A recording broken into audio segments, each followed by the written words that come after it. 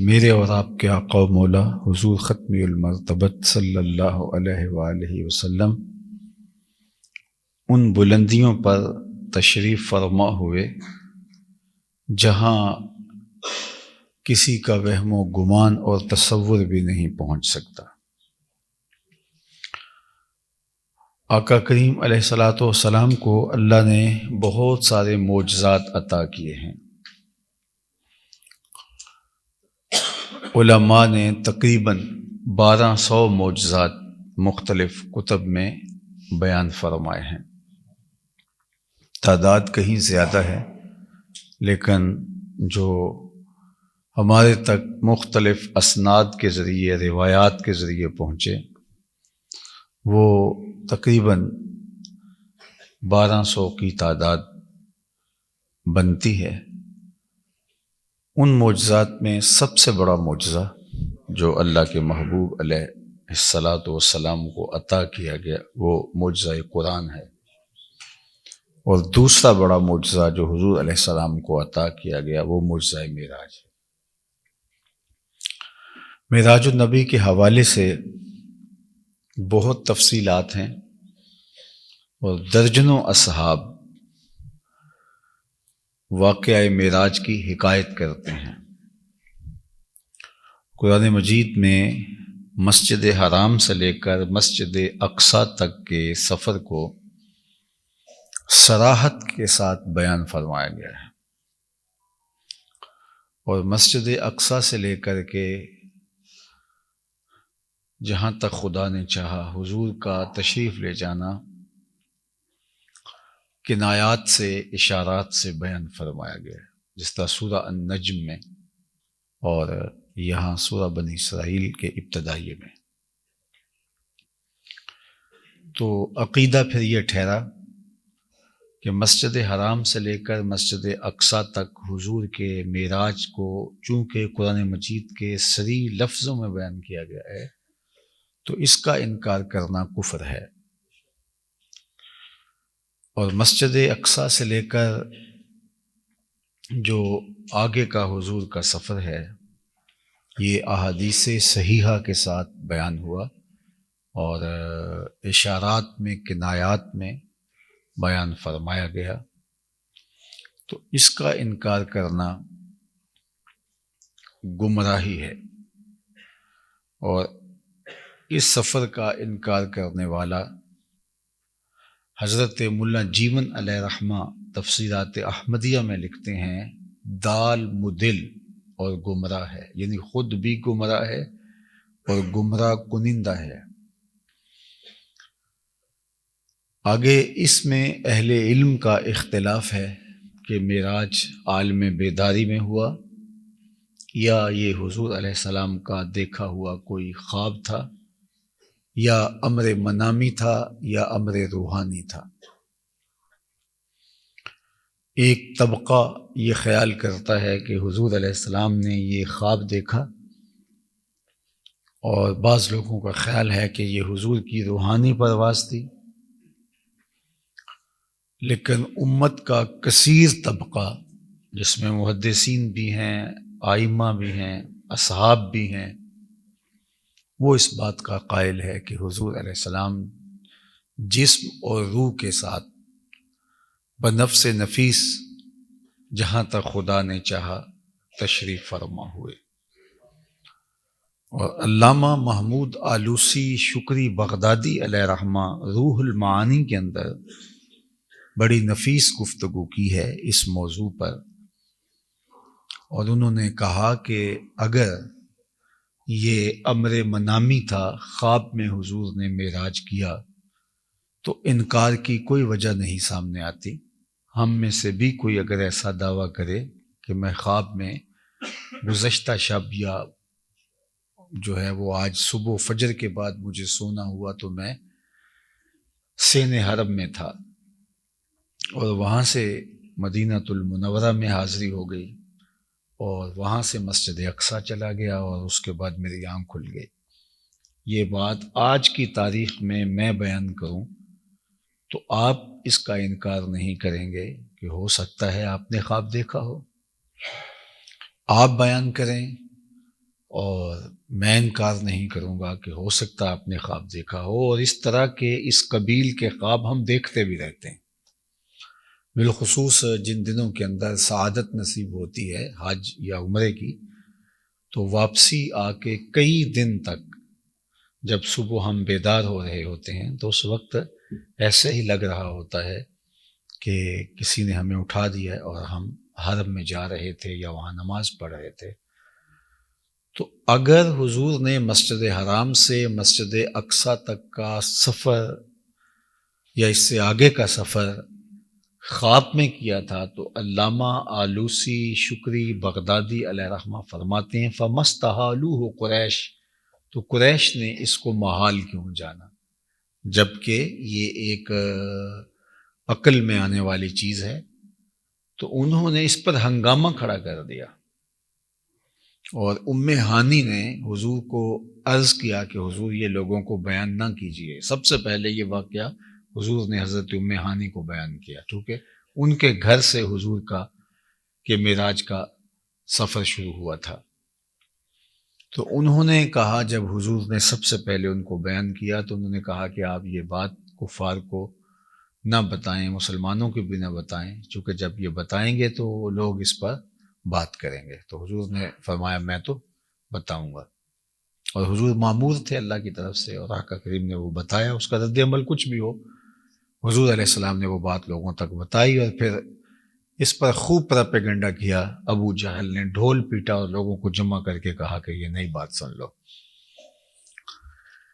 تو حضرت آلوسی علیہ رحمہ فرماتے ہیں کہ اگر یہ واقعہ خواب کا تھا تو خواب میں یہ محال نہیں ہے، ہم زندگی میں اس سے بھی عجیب تر خواب دیکھ لیتے ہیں، تو اس کا انکار نہیں ہوتا۔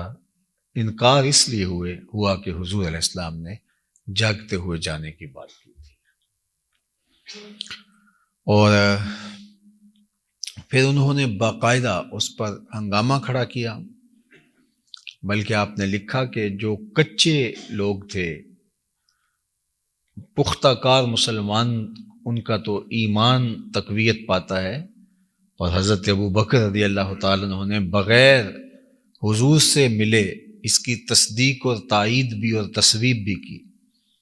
جب ابو جہل نے یا کسی کافر نے ان سے کہا کہ کوئی کہے کہ میں مسجد حرام سے مسجد اقصیٰ تک رات کے مختصر حصے میں گیا ہوں اور پلٹ بھی آیا ہوں، تو یہ بات ماننے میں آتی ہے؟ تو آپ نے فرمایا یہ کیسے ممکن ہے؟ 1 مہینہ جاتے ہوئے لگتا ہے، 1 مہینہ آتے ہوئے لگتا ہے، کوئی چھو کے بھی آئے تو 2 ماہ چاہیے، تو یہ کس طرح ممکن ہے؟ تو اس نے کہا کہ پھر جن کا کلمہ تم پڑھتے ہو یہ انہی کا دعویٰ ہے۔ تو حضرت ابو بکر رضی اللہ تعالیٰ عنہ نے کہا کہ اگر انہوں نے کہا ہے تو سچ کہا ہے، میں اس کی تصدیق کرتا ہوں۔ اور وہ اس سے عجیب بات بھی ہمیں کہیں تو ہم اس کو بھی ماننے کے لیے تیار ہیں۔ ان کے کہنے پر جب ہم نے اس ذات کو مان لیا جو عقل و فہم اور ادراک کی حدود سے ورا ہے، تو یہ تو کوئی بات نہیں ہوئی۔ فَبِذَلِكَ سُمِّيَ صدیق، علماء نے لکھا کہ آپ کے لیے جو صدیق کا لفظ پڑا وہ اس تصدیق معراج کی وجہ سے ہوا۔ تو پختہ کار لوگوں کے تو ایمان میں اضافہ ہوا، کچھ لوگوں کی آزمائش ہوئی، لیکن علامہ آلوسی نے لکھا کہ کچھ کچے لوگ منحرف بھی ہو گئے، مرتد بھی ہو گئے، اور قریش نے اس پر خوب پراپیگنڈا کیا اور لوگوں کو منحرف کرنے کی کوشش کی، حتیٰ کہ حضور علیہ السلام سے کہا کہ اگر آپ نے مسجد اقصیٰ دیکھی ہے تو ہم یہ جانتے ہیں کہ آپ نے زندگی میں اس جانب سفر نہیں کیا، تو آپ ہمیں یہ بتا سکتے ہیں کہ مسجد اقصیٰ کی نشانیاں کیا ہیں؟ تو فرمایا ہاں میں بتا سکتا ہوں۔ تو انہوں نے وہ پوچھنا شروع کر دیا جس تفصیل سے عموماً دیکھنے کی عادت انسان نہیں رکھتا، اس کے دروازے کتنے ہیں، کھڑکیاں کتنی ہیں، شہتیر اور بالے کتنے ہیں، اس طرح کی تفصیلات۔ تو ایک لمحے کے لیے حضور علیہ السلام پریشان تو ہوئے، لیکن فرماتے ہیں کہ اللہ نے میرے سامنے پھر مسجد اقصیٰ کو یوں کر دیا جس طرح چچا ابو طالب کا گھر ہوتا ہے، اور میں دیکھتا جاتا تھا اور ایک ایک چیز بتاتا چلا جاتا تھا۔ جب یہ ساری تفصیلات بتا دیں تو کہنے لگے امنات فقد اصاب، آپ نقشہ بیان کرنے میں خوب مہارت رکھتے ہیں، چونکہ آپ نے یہ پلاننگ کی تھی کہ میں یہ کہنا ہے، دعویٰ کرنا ہے، اور اس پر اس طرح کے سوالات آ سکتے تھے، تو آپ نے نقشہ منگوا کے اس کی تفصیلات ازبر کر دی ہیں اور ہمارے مطالبے پہ ان کو بتا دیا ہے۔ تو فرمایا یہ تم ہی کہتے تھے، میں نشانیاں بتا دی، اب تم نے یہ بات گھڑ لی، تو کوئی اور بات پوچھ لو۔ انہوں نے کہا ہاں، ہمارے کچھ قافلے گئے ہیں شام کے سفر کو، تو آپ جب مسجد اقصیٰ گئے ہیں تو ظاہر ہے رستے میں ان قافلوں سے بھی آپ کی ملاقات ہوئی تھی، تو آپ ان کے بارے میں بتا سکتے ہیں، چونکہ وہ تو کوئی ایسی چیز نہیں ہے کہ آپ وہ منگوا لیں، وہ تو جو آئیں گے آ کے احوال بتا دیں گے۔ تو آقا کریم نے ان کے ایک ایک قافلے کی تفصیل بیان فرما دی۔ تمہارا قافلہ مجھے فلاں جگہ فلاں مقام پہ ملا تھا، 2 اونٹ آگے چل رہے تھے، ان کی حیت یہ تھی، ان کے اوپر اس طرح کا سامان لدا ہوا تھا، ان میں ایک اونٹ کے اوپر پانی پیالے میں موجود تھا، مجھے پیاس لگی، میں نے نوش جاں کیا، اس طرح تفصیلات بتائیں۔ اور ایک قافلہ تو مقام تنعیم کے قریب مجھے ملا، اور وہ سورج غروب ہوتے ہی مکۃ المکرمہ میں داخل ہو جائے گا، یعنی اتنا قریب آ گیا ہے، اور اس کی نشانی یہ ہے کہ بورے رنگ کے 2 اونٹوں کے اوپر دھاری دار بوریاں لدی ہوئی۔ انہوں نے کہا یہ تو سرسوں پہ، ہاتھ پہ سرسوں جمانے والی، تلی پہ سرسوں جمانے والی بات ہوئی، اور وہ پہاڑ پہ چڑھ کے دیکھنے لگے۔ اللہ اکبر! اب سورج غروب ہوا چاہ رہا تھا، اور قافلے کے آثار ابھی نمودار نہیں ہوئے، اور کافروں کے دل بہت خوشی سے اچل رہے تھے، اور مسلمان تھوڑے بے چین ہو گئے کہ آقا کریم نے تو سچ کہا، لیکن کسی وجہ سے اگر قافلہ لیٹ ہو گیا تو یہ تو ساری زندگی تانا زنی کی زبان بند نہیں کریں گے۔ تو کوئی بے چین ہو کے حضور کے پاس پہنچا، حضور سورج تو غروب ہوا چاہ رہا ہے اور قافلے کے آثار حویدہ تک نہیں ہوئے۔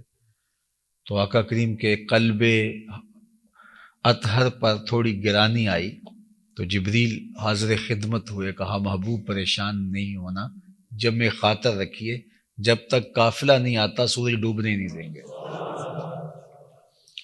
اور سورج جب اپنی آخری کرنیں لپیٹ رہا تھا کہ کسی نے کہا قد غربت الشمس، وہ دیکھو سورج غروب ہو گیا، اور ادھر قافلے کی دھول بھی دکھائی دینے لگی، تو مسلمانوں نے کہا ذرا منہ ادھر اٹھا کے دیکھو، وہ قافلہ بھی آ گیا۔ اب جب قافلہ آیا تو وہی نشانیاں تھی جو حضور نے بتایا، بورے رنگ کے 2 اونٹ آگے آگے چل رہے تھے، دھاری دار بوریاں ان کے اوپر لدی ہوئی تھی۔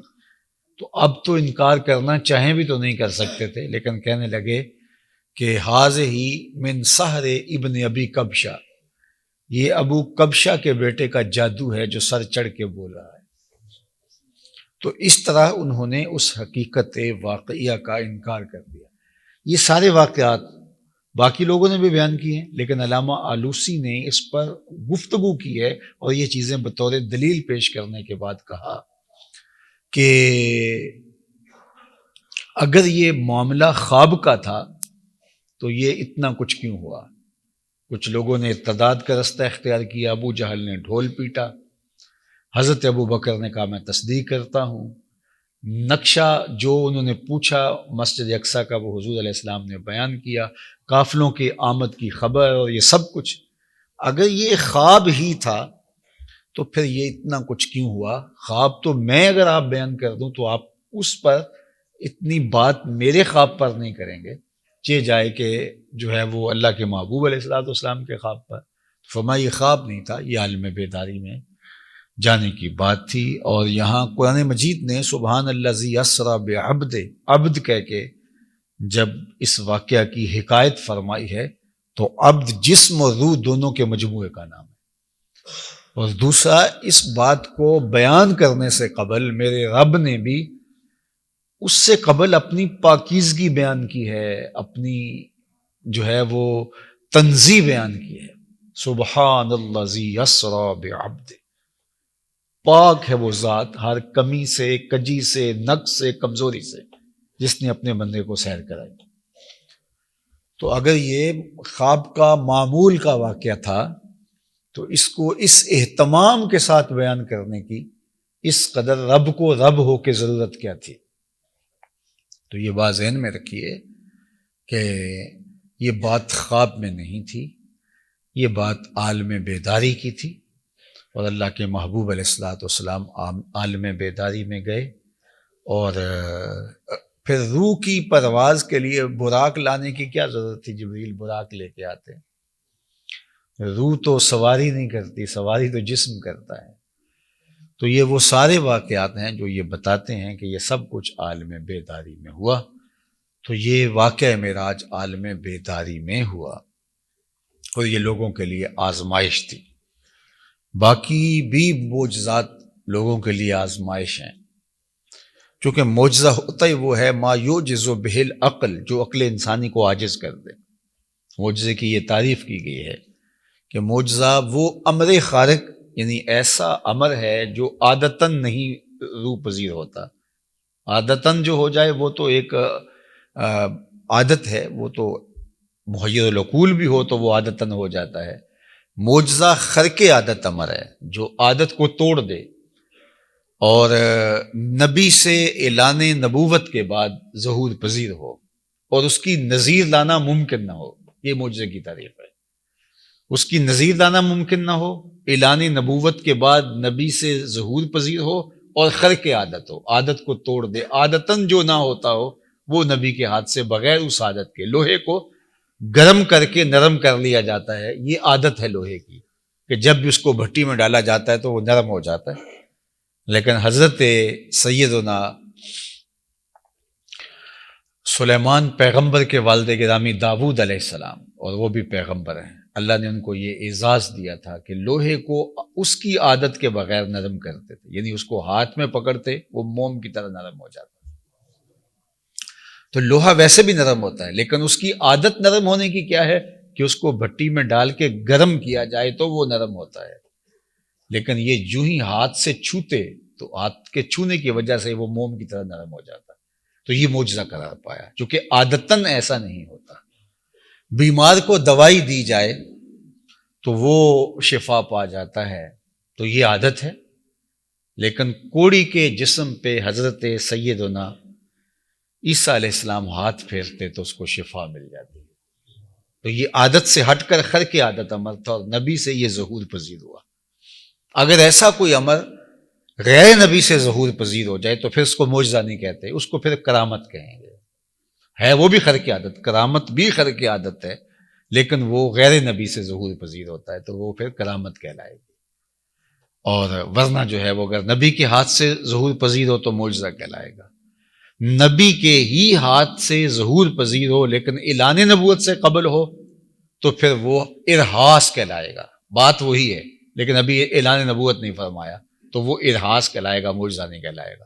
اعلان نبوت کے بعد وہ معجزہ کہلائے گا، اور ولی کے ہاتھ سے ہوگی تو کرامت کہلائے گی۔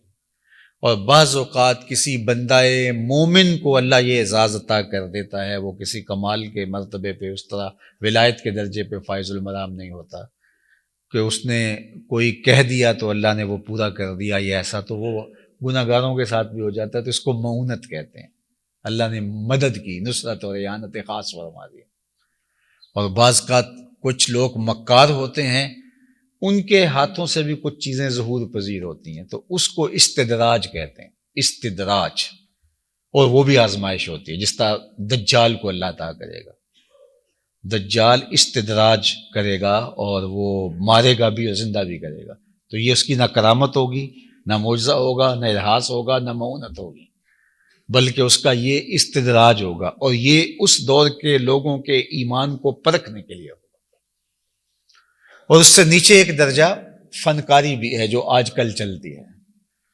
تو علامہ سعد الدین تفتازانی نے یا باقی لوگوں نے یا صاحب نبراس نے یا باقی لوگوں نے معجزے کی تعریف کی، اس کے ضمن ذیل میں شارحین نے بہت کچھ لکھا، تو انہوں نے تو یہاں تک لکھا، لیکن میں اس میں اس بات کی اپنے دور کے مطابق جو ہے وہ اضافہ کر رہا ہوں کہ ارہاس، معجزہ، کرامت، معونت اور استدراج یہ 5 چیزیں ہیں، اور یہ ساری خرق عادت ہیں۔ لیکن اس کی چھٹی جو چیزیں ہیں وہ خرقی عادت نہیں ہے، وہ ہماری نظر کا دھوکہ ہے، وہ عادتاً ہی ہوا ہے لیکن ہمیں وہ مغالطہ دے دیا گیا اور ہمیں لگا کہ جس طرح یہ خرقی عادت ہے، اور عام آدمی جو ہے وہ اس میں دھوکے میں آ جاتا ہے کہ یہ شاید کوئی جو ہے وہ ایسی بات ہے۔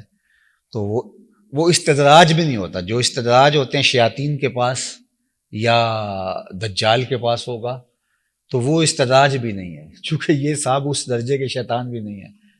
تو اس لیے یہ فن سے اور مکر سے جو ہے وہ کچھ چیزیں کرتب دکھا رہے ہیں۔ تو وہ مداری ہم اسکول میں پڑھتے تھے تو وہ ایک پیریڈ چھوڑ کے مداری والا مداری بھی دکھانے آ جاتا تھا، تو اس وقت تو وہ اس کا استدراج بھی نہیں تھا، وہ اس کی مداری تھی، اس کا تماشا تھا، اور اس کی چال بازی تھی اور آنکھوں کا دھوکہ تھا، اس کے علاوہ کچھ نہیں تھا۔ تو بہرحال اللہ تعالیٰ جل شانہ نے خرق عادت، اچھا ایک اور اس کے زمرے میں بات ہے، خرق عادت ہو، نہ استدراج ہو، نہ معجزہ ہو، نہ کرامت ہو، اور نہ ہی وہ ارہاس ہو، نہ ہی مونت ہو، تو اس سے ہٹ کے خرق عادت امر ظہور پذیر ہو جائے اور ان 5 چیزوں میں کچھ نہ ہو تو وہ قدرت الہی ہوتی ہے، جس طرح حضرت عیسیٰ علیہ السلام کا بن باپ کے پیدا ہونا، تو یہ معجزہ نہیں تھا کہ معجزے سے ہوئے، اگرچہ یہ حضرت سیدنا عیسیٰ علیہ السلام کی شان ضرور ہے، لیکن یہ اللہ کی قدرت ہے کہ اس قدرت کا ظہور ہوا، تو یہ قدرت الہی ہے۔ اس حضرت حوا کا حضرت آدم کی پسلی سے پیدا ہونا، تو یہ قدرت الہی کا ظہور ہے۔ تو قدرت، ارہاس، معجزہ، کرامت، معونت اور استدراج۔ تو معجزہ کیا ہے؟ ما یعجز بہ العقل، جو عقل انسانی کو عاجز کر دے۔ عقل سے اگر ماننے کے لیے چلیں تو وہ ممکن ہی نہیں ہے۔ تو اس طرح بہت ساری اللہ تعالیٰ کی قدرت کے کرشمے ہیں جو ہم اپنی آنکھوں سے دیکھتے ہیں، اگر ہم کہیں کہ ہماری عقل تسلیم کرے گی تو پھر ہم مانیں گے، تو کائنات کی بہت ساری حقیقتوں کا انکار کر بیٹھیں۔ اس لیے واقعہ معراج محیر العقول ہے، اور اس پر انکار کرنے کی کچھ لوگوں کے ہاں وجہ اور جواز یہ ہے کہ یہ سمجھ میں نہیں آتا، حالانکہ ان کو صرف یہ سمجھنا ہے کہ یہ معجزہ ہے، اور جب یہ سمجھ لیا یہ معجزہ ہے تو پھر معجزے کی تعریف ہی یہ ہے جو عقل کو عاجز کر دے۔ جو عقل میں آ گیا وہ تو فن ہو گیا، وہ جو عقل کے دائرے میں آ گیا وہ تو پھر فن ہو گیا۔ جو عقل کو عاجز کر دے اور اس کی نظیر لانا ممکن نہ ہو، بعض اوقات کوئی فنکاری دکھاتا ہے اور انسان اس کو سمجھ نہیں پاتا، اور وہ سمجھتا ہے یہ فن ہے، لیکن کچھ عرصے کے بعد اس فن کو سمجھتا ہے، جب سمجھ لیتا تو وہ خود بھی وہ کرتب کر کے دکھا دیتا ہے، تو جو فن تھا اس کی نظیر لانا ممکن ہوا۔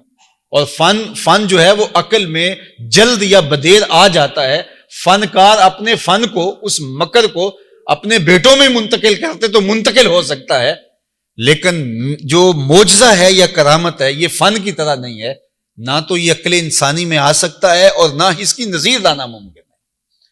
تو یہ اللہ تعالیٰ جل شانہ نے اپنے محبوب علیہ السلام کو معراج کی شکل کے اندر یہ دوسرا بڑا معجزہ عطا کیا۔ اب عقل انسانی اگر اس سے قاصر ہے تو یہی تو علامت ہے اس کے معجزہ ہونے کی۔ اگر عقل سمجھ لے اور عقل جو ہے وہ عقل سے اس کی گتھیاں سلجھا لے تو پھر جو ہے وہ معجزہ نہ ہوا۔ اس لیے یہ معجزہ ہے اور عقل انسانی اس کو سمجھنے سے قاصر ہے، تو اس کو اگر مستشرق انکار کریں، غیر مسلم انکار کریں یا باقی لوگ انکار کریں تو وہ معجزے کا انکار کریں اور اس بات کا انکار کر دیں تو ان پہ تو کوئی اعتراض نہیں، لیکن ایک مسلمان کہے کہ یہ ممکن نہیں اور اس کی تعویلات فاصلہ کرے تو وہ گمراہ ہے اور وہ دال مدل اور فاسق ہے، اس لیے کہ اس نے اس حقیقت واقعہ کا انکار کر دیا جو درجنوں اصحاب سے بھی ہمارے تک جو حکایات پہنچی، اور جس کی حکایت قرآن میں صریح لفظوں کے ساتھ موجود ہے، سبحان الذی اسری بعبدہ لیلا من المسجد الحرام الی المسجد الاقصی الذی بارکنا حولہ لنریہ من آیاتنا انہ هو السمیع البصیر۔ اس پر تفصیلی گفتگو انشاءاللہ آئندہ جمعہ پھر دوبارہ کچھ کریں گے، لیکن اس کا ترجمہ سن لیجئے گا۔ پاک ہے وہ ذات، سبحان الذی، پاک ہے وہ ذات، اللہ اکبر۔ تو یہاں حضرت طلحہ فرماتے ہیں کہ سبحان کا معنی تنزیہہ عن کل سوء، اس کا مطلب ہے ہر سو سے، ہر برائی سے، ہر کجی کمزوری سے اس کی تنزیہ، اس کی پاکی بیان کرنا مقصود ہے، کہ ہر کمی کجی کمزوری سے وہ پاک ہے. کہ اتنا بڑا واقعہ بیان ہونے جا رہا ہے تو کوئی انکار نہ کر دے. تو اس سے قبل کہا کہ وہ جو یہ ادعا رکھتا ہے وہ ہر کمی سے، ہر کجی سے، کمزوری سے پاک ہے. کون پاک ہے؟ الذی اسری بعبدہ، جس نے اپنے بندے کو سیر کرائی. اللہ اکبر. من المسجد الحرام لیلن، رات کے مختصر دورانیے میں. لیلن کے اوپر جو تنوین ہے علماء نے کہا یہ تقلیل وقت کے لیے، تقلیل کے لیے. تو اس کا مطلب ہے کہ پوری رات نہیں لگی اس مرحلہ معراج میں، رات کا ایک انتہائی مختصر وقت لگا اس اتنے بڑے واقعہ کو روح پذیر ہوتے ہوئے. اللہ اکبر. اب یہ بھی ایک خیال کہ اتنا بڑا واقعہ، مسجد حرام سے مسجد اقصیٰ، نبیوں کی امامت، پھر آسمان پہ جانا، پھر وہاں انبیاء سے ملاقاتیں، پھر آگے پھر جنت دوزخ کا مشاہدہ، اور یہ لیلن، رات کے مختصر حصے میں. یہ تو رات بھی اس کے لیے کم ہے اور رات کے مختصر حصے کی آپ بات کر رہے ہیں، تو یہاں بھی مغالطہ ہوا. تو اللہ جل شانہ اس بات پہ قادر ہے کہ وقت کو سمیٹ دے. اور اس کی مثال حضرت عزیر علیہ السلام کی ہے، جب وہ ایک بستی کے قریب سے گزرے. قرآن نے واقعہ کو تفصیل سے بیان کیا ہے. اللہ اکبر. تو پھر کیا ہوا کہ انہوں نے کہا مالک اس بستی کو تو دوبارہ زندہ کیسے کرے گا؟ تو کہا ہم ایسے ہی کر لیں گے. اور پھر وہ یہ کہہ کر وہاں لیٹ گئے اور نیند کی آغوش میں چلے گئے. اور جب اٹھے تو کہا کہ یہاں تم کتنا عرصہ سوئے ہو؟ تو کہا کہ دن یا دن کا کچھ حصہ. تو کہا کہ اپنے کھانے کو دیکھو. جب کھانا دیکھا لم یتسنہ، وہ کھانے کی ابھی جو مہک تھی وہ بھی ختم نہیں ہوئی تھی. وہ جب لٹکایا تھا شاخ سے گرم گرم روٹیاں اور گرم گرم، تو ابھی وہ اسی طرح تازہ تھا. تو مزید اس بات کا انہیں لگا کہ واقعی ابھی تو میں صرف نیند کا ایک جھونکا ہی آیا ہے. فرمایا وانظر الی حمارک، اب اپنے گدھے کو دیکھو. جب دیکھا تو اس کی ہڈیاں کا جو گودا ہے وہ بھی ختم ہو گیا تھا. 100 سال سے گدھا وہاں پڑا تھا. کہا تم 100 سال سوئے رہے ہو. اللہ اکبر. اب اس بستی کو جا کے دیکھو. ہمارے سامنے اصحاب کہف کا واقعہ موجود ہے. 309 سال تک سوئے رہے.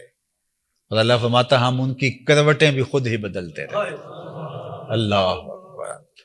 تو یہ اللہ اس پہ قادر ہے، طی زمان پہ بھی قادر ہے، طی مقام پہ بھی. وقت کو سمیٹ دے کسی کے لیے اور کسی کے لیے جو ہے وہ فاصلے سمیٹ دے، اس کے لیے کوئی مشکل نہیں ہے. اور یہ اصل تفصیل ہو جائے گی، ورنہ معراج میں طی مقام بھی ہوا ہے، طی زمان بھی ہوا ہے. اللہ اکبر. وقت بھی سمیٹ دیا گیا حضور کے لیے اور جو ہے وہ فاصلے بھی سمیٹ دیے گئے حضور کے لیے. وہ کیا فاصلے تھے. اللہ. حجاب اٹھنے میں لاکھوں پردے، ہر ایک پردے میں لاکھوں جلوے. عجب گھڑی تھی کہ وصل و فرقت جنم کے بچھڑے گلے ملے تھے. اللہ اکبر. یہاں یہ کوئی گمان نہ کر لے کہ یہ کوئی خدا اور رسول کی بات ہو رہی ہے. عجب گھڑی تھی کہ وصل و فرقت جنم کے بچھڑے گلے ملے تھے. یعنی جو گلے ملے تھے وہ وصل اور فرقت گلے ملے تھے. مطلب کیا کہ وصل اور جو فرقت ہے یہ آپس میں متضاد ہیں. اگر وصل ہے تو فرقت نہیں، اور اگر فرقت ہے تو وصل نہیں. جب سے لغت میں یہ لفظ پیدا ہوئے ہیں تو کبھی یہ آپس میں ملے نہیں تھے. اگر وصل ہے تو فرقت ختم، اگر فرقت ہے تو وصل نہیں ہے. لیکن معراج کی شب عجیب منظر تھا کہ وصل بھی تھا اور فرقت بھی تھی. اللہ اکبر. عبد رہا معبود، معبود رہا. عجب گھڑی تھی، اور تعجب تو پھر ہے کہ وصل و فرقت جنم کے بچھڑے گلے ملے تھے. کہ وصل اور فرقت جب سے یہ لفظ پیدا ہوئے تھے کبھی ایسا نہیں ہوا تھا یہ دونوں ایک مقام پہ جمع ہوئے ہوں. لیکن یہاں وصل دیکھیں تو وصل ہے اور ہجر دیکھیں تو ہجر ہے. اللہ اکبر. اور اللہ اکبر کیا منظر نگاری کی کہ بڑے محمد کریہ احمد قریب آ سرور ممجد.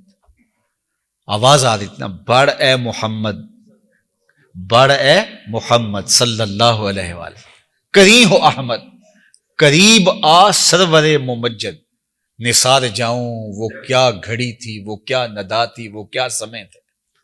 یہ آوازیں پہم آ رہی تھی، اٹھے جو کسرے دنا کے پردے، کوئی خبر دے تو کیا خبر دے، اٹھے جو کسرے دنا کے پردے، کوئی خبر دے تو کیا خبر دے، یہاں تو جا نہیں دوئی کی، یہ نہ کہہ کہ وہ تھے ارے تھے۔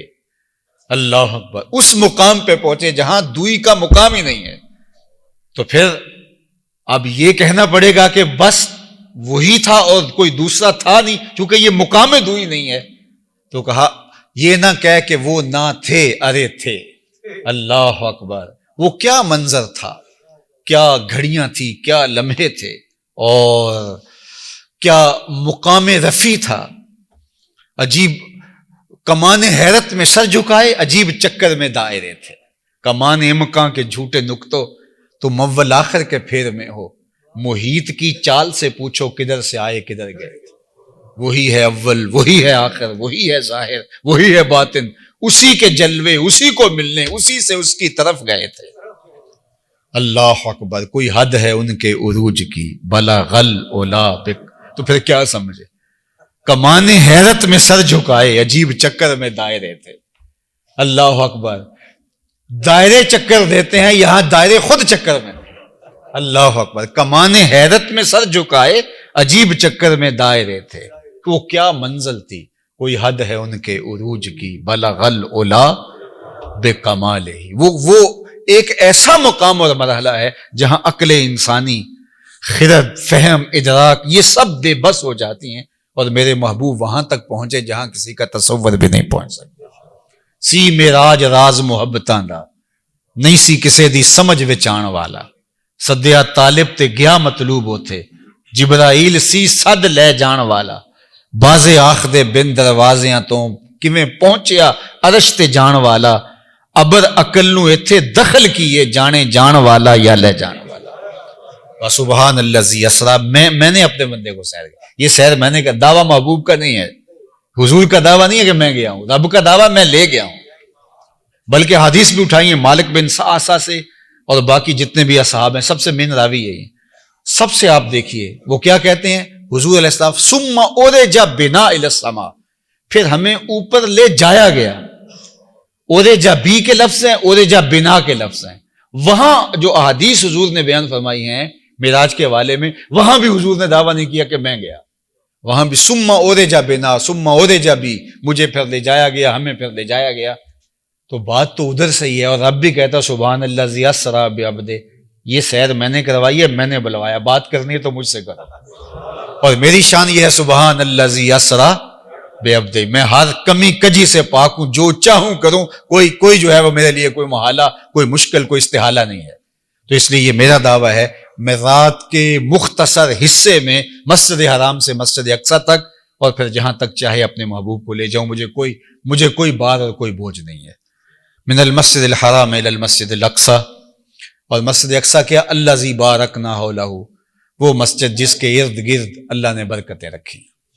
اللہ اکبر، انبیاء کی قبور ہیں، انبیاء کی پیدائش کی جگہ ہیں، کثرت سے باغات ہیں، اور اللہ تعالیٰ نے اس کے اطراف میں برکتیں رکھی۔ لنوریہ من آیاتنا، ہم نے یہ معراج اپنے محبوب سے کو کروایا کیوں؟ تاکہ اپنے عجائب قدرت کی نشانیاں دکھائیں، لنوریہ، تاکہ ہم اپنے عبد خاص کو دکھائیں، من آیاتنا، اپنے عجائب کی نشانیاں، انہ هو السمیع البصیر، بے شک وہ سننے والا اور دیکھنے والا ہے۔ اللہ اکبر، اس نے اس لیے معراج کیا کہ اپنے محبوب کو مشاہدہ کائنات کروایا جائے اور اپنی قدرت کی نشانیاں دکھائی جائیں، اور وہ نشانیاں پھر اس کی تفصیل حدیث میں موجود ہیں۔ جنت میں حضور کا جانا ہوا، جہنمیوں کے عذاب کا ملاحظہ کیا، طائر سدرہ نشین کو دیکھا، اور پھر اللہ کے محبوب علیہ الصلوۃ والسلام پھر آگے گئے، اور دنا فتح اللہ کی وادی میں، اور قربت الہی کے وہ مزے، اور اللہ کے دیدار کی دولت سے شرف یاب ہونا، اور پھر اللہ کے حضور سے مختلف انعامات کا نصیب ہونا، نمازوں کا، روزوں کا، اور امت کی بخشش، اور جو ہے وہ امت کے لیے جو ہے وہ بخشش کے وعدے، یہ سب کچھ حضور علیہ السلام نے اس معراج کے سفر خاص میں دیکھا۔ انشاءاللہ یہ دوبارہ بھی اس پہ بات کرتے ہیں. وآخر دعوانا الحمدللہ.